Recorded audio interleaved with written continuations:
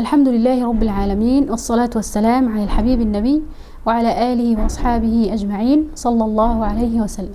أحيانا تبدو الرؤى كالألغاز غامضة غير مفهومة، ولكن مع تعبيرها وتفصيلها تبدو واضحة بسيطة وسهلة. يقول الرائي: رأى كأنه يصلي في مسجد يسمى مسجد جهنم. في بداية الرؤيا يقول كأنه كان في غرفة ووجد رجل من رجال الدين يتحدث إلى آخر ويقول له: إذا دخلت إلى مسجد جهنم فمن السنة أن تضع ظهر يديك على الأرض لأنك لا تتحمل الحرارة، لكن أن تضع بطن يديك على الأرض فهو أفضل وأقرب للإجابة. يقول الرائي: فصليت في هذه الغرفة وبكيت كثيرا، وفي سجودي دعوت أن يهدي الله شباب الأمة الإسلامية. ثم انفتح باب إلى مسجد جهنم، وكانت حمراء وشديدة الحرارة، كان هناك قليل من المصلين. كنت في الصف الأخير ووجدت أناس في الصف الأول لم يتحملوا الحرارة وانصرفوا وخرجوا، فتقدمت من الصف الأخير إلى الصف الأول وسجدت على الأرض، وضعت باطن يدي على الأرض، وكانت شديدة الحرارة فتحملت وأخذت أدعو للأمة الإسلامية. مسجد جهنم يرمز إلى الدين الإسلامي. كيف ذلك؟ في الحديث قال رسول الله صلى الله عليه وسلم: يأتي زمان على أمتي القابض فيه على دينه كالقابض على الجمر. وفي الحديث الصحيح قال رسول الله صلى الله عليه وسلم: من سأل وعنده ما يغنيه فكأنه يستكثر من جمر جهنم.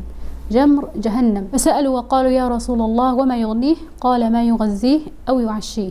وهذا الحديث أيضا يناقش قضية مهمة جدا ومعاصرة، وهي مسألة الناس بغير حاجة. وطبعا المسجد هو أصل الدين ومقر الدعوة، وانفتح باب إلى مسجد جهنم. هذا المشهد يرمز إلى انتشار الفتن كقطع الليل المظلم في آخر الزمان، ويكون المتمسك بدينه كمثل القابض على جمر من جهنم. وضع باطن اليدين على الأرض أفضل وأقرب للإجابة، أي التمسك الشديد الصحيح بهذا الدين والثبات عليه هو أفضل وأقرب للنجاح وأقرب للوصول إلى الله جل وعلا.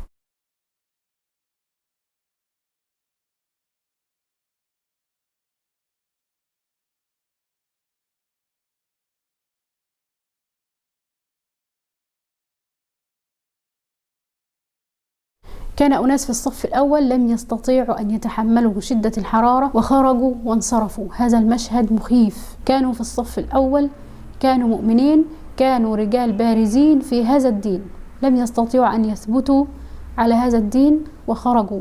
كما في الحديث في صحيح مسلم قال رسول الله صلى الله عليه وسلم: بادروا بالأعمال فتنا كقطع الليل المظلم، يصبح الرجل مؤمنا ويمسي كافرا، ويمسي مؤمنا ويصبح كافرا، يبيع دينه بعرض من الدنيا. كانوا في الصف الأول، كانوا مؤمنين، كانوا بارزين متمسكين بهذا الدين، لم يستطيعوا أن يثبتوا وخرجوا. نسأل الله الثبات.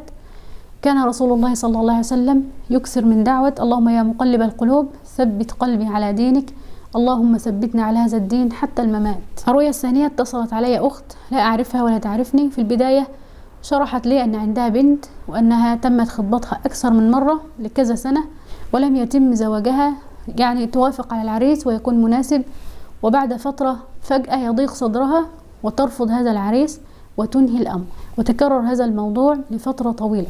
قصت علي أكثر من رؤيا، تقريبا كل الرؤى ظاهرها وباطنها يدل على أن هناك امرأة والتي تراها في رؤاها أنها تصيب ابنتها بعين وحسد. قلت لها ذلك، قالت: وليس في الرؤيا فقط، الواقع تقول لها أنها تحسدها وتستكثر عليها النعم.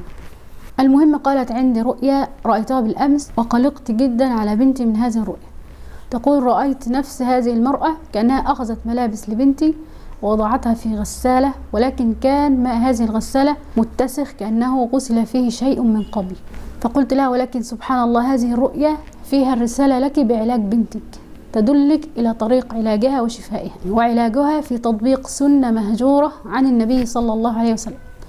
وهذه السنة أن تأخذي من ماء غسل هذه المرأة أو وضوئها وتصبيه على جسم ابنتك فتغتسل فتبرأ بإذن الله. لكن قلت لها: إن تيسر لك أن تحصلي على هذا الماء عليك أن توضحي لهم في البداية وتعلميهم أن هذه سنة عن النبي صلى الله عليه وسلم. وبالفعل في اليوم التالي اتصلت بي أن الله سبحانه وتعالى قد يسر لها الحصول على ماء وضوء هذه المرأة، ولكن تسأل كيف تستعمله. فوضحت لها الطريقة كما وضح لنا النبي صلى الله عليه وسلم في الحديث: أن تصب هذا الماء على رأسها من ناحية ظهرها، والأفضل أن يكون دفعة واحدة. ففعلت، وسبحان الله ما هي إلا أسابيع وتمت خطبة هذه البنت، وما هي إلا 3 شهور أو أقل. وعرفت بطريق الصدفة أن اليوم هو يوم زفاف هذه البنت، وتزوجت بفضل الله ورحمته، وما نحن إلا أسباب يسوقها الله سبحانه وتعالى إلى الناس. كيف تم تعبير هذه الرؤيا؟ ربما لو كانت قصت هذه الرؤيا على أحد ربما كان أدخلها في متاهات وقال لها أنها عقدت لها سحر، أنها أخذت ملابسها، فقد عقدت لها سحر على ملابس، كما نسمع من كثير ممن يفسر هذه الرؤى. نفس هذه المرأة العائنة أخذت ثوبها لتغسله، تغسله يعني معونة لها على البرء والشفاء، تغسله في ماء متسخ يعني ماء به درن، كما قال النبي صلى الله عليه وسلم: رأيتم لو أن نهرا بباب أحدكم يغتسل منه كل يوم 5 مرات هل يبقى من درنه شيء؟ فهنا في هذا الحديث بيّن النبي صلى الله عليه وسلم أن ما ينزل من أجسام الناس ما هو إلا درن.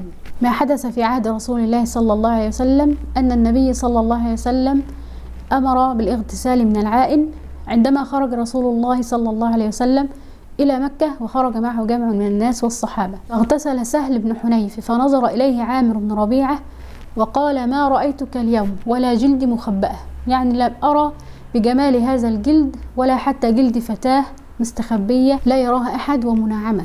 فلبط بسهل يعني أصابه صرع، وفي رواية أنه توعك وعكة شديدة وأصيب في جلده. فذهب الناس إلى رسول الله صلى الله عليه وسلم وقالوا: يا رسول الله هل لك في سهل؟ والله ما يفيق ولا يرفع رأسه.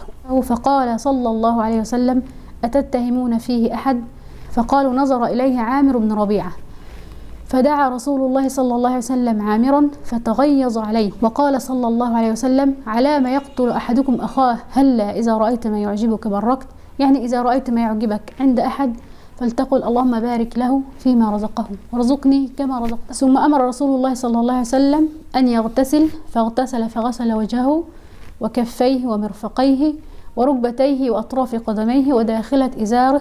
فأمر النبي صلى الله عليه وسلم أن يصب هذا الماء على رأس سهل من ناحية ظهره، فصب عليه من ناحية ظهره دفعة فبرئ وخرج مع الناس كأنه لم يكن به شيء. عندما نرى ما يعجبنا لن نخسر شيء إذا قلنا اللهم بارك، أو اللهم بارك له فيما رزقه وارزقني كما رزقته، لن نخسر شيء وإنما سنزداد. سيبارك الله سبحانه وتعالى لأصحاب النعم ويرزقنا مثلها وأكثر. سبحانك اللهم وبحمدك، أشهد أن لا إله إلا أنت، أستغفرك وأتوب إليك.